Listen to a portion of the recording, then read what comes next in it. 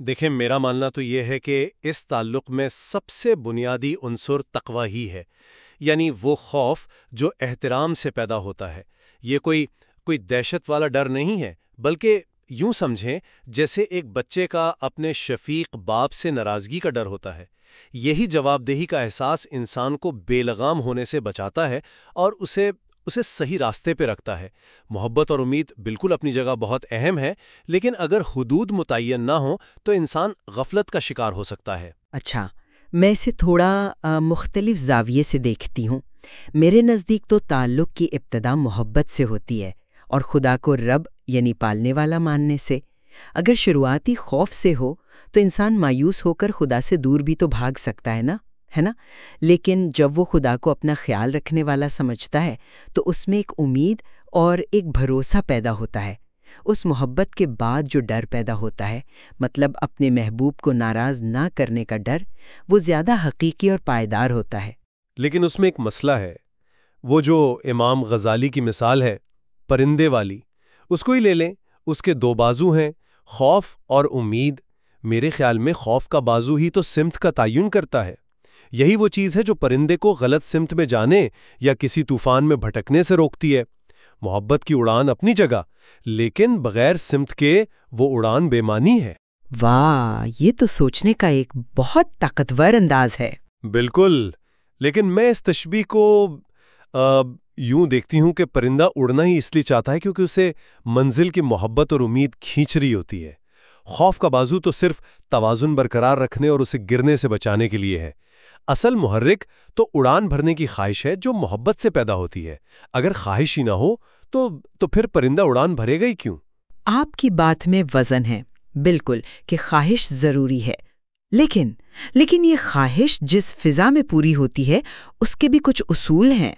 یہیں سے رب کا تصور ایک مالک کے طور پر سامنے آتا ہے، اور مالک کے سامنے جواب دہی کا احساس وہ تو بنیادی حیثیت رکھتا ہے۔ ملکیت کا تصور ہی انصاف اور حساب کتاب کا تقاضا کرتا ہے۔ نہیں، میں اس بات سے پوری طرح متفق نہیں ہوں۔ رب کا بنیادی مفہوم پالنے والا اور نشو نما دینے والا ہے۔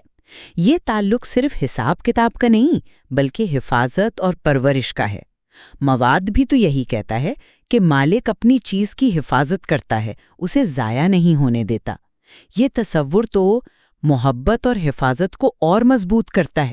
اگر تعلق صرف جواب دہی پر مبنی ہو تو اس سے ایک روحانی تھکاوٹ پیدا نہیں ہوگی۔ انسان غلطی کر کے مایوس ہو سکتا ہے۔ میں مانتا ہوں کہ صرف خوف پر مبنی تعلق کمزور ہو سکتا ہے، لیکن اس کے نفسیاتی اثرات کو بھی تو دیکھیں نا۔ جواب دہی کا احساس انسان میں نظم و ضبط پیدا کرتا ہے، یہ اسے ایک مستحکم روحانی زندگی دیتا ہے۔ اس کے بغیر تو انسان اپنی خواہشات میں بھٹک سکتا ہے۔ لیکن کیا محبت ایک حقیقی ترغیب نہیں دیتی؟ جو تعلق محبت پر مبنی ہو وہ انسان کو گرنے کے بعد دوبارہ اٹھنے کا حوصلہ دیتا ہے، وہ اسے مایوسی سے بچاتا ہے۔ صرف جواب دہی کا احساس انسان کو محتاط تو بنا سکتا ہے، لیکن شاید وہ اندرونی خوشی نہ دے سکے جو محبت دیتی ہے۔ اپنی تعلق کے لیے حدود کا تعین ضروری ہے، اور وہ تعین احترام پر مبنی خوف یعنی تقوی کرتا ہے۔ یہ وہ فریم ہے جس کے اندر محبت محفوظ رہتی ہے اور پروان چڑھتی ہے۔ اور میرے خیال میں آخر میں سوال یہ نہیں ہے کہ خوف کا کوئی کردار ہے یا نہیں۔ سوال یہ ہے کہ کیا ہم اپنے روحانی سفر کو کسی خوبصورت منزل یعنی محبت تک پہنچنے کی خواہش کے طور پر دیکھتے ہیں، یا محض گرنے سے بچنے کی ایک مسلسل کوشش کے طور پر؟ میرے نزدیک پہلی سوچ زیادہ طاقتور اور حقیقی ترغیب دیتی ہے۔ یہ واضح ہے کہ خوف اور محبت دونوں ہی اس تعلق کے اہم ستون ہیں۔ بالکل، اور ان کے درمیان صحیح توازن کیا ہے اور کسے اولویت دی جانی چاہیے، اس پر غور و فکر کی گنجائش تو ہمیشہ باقی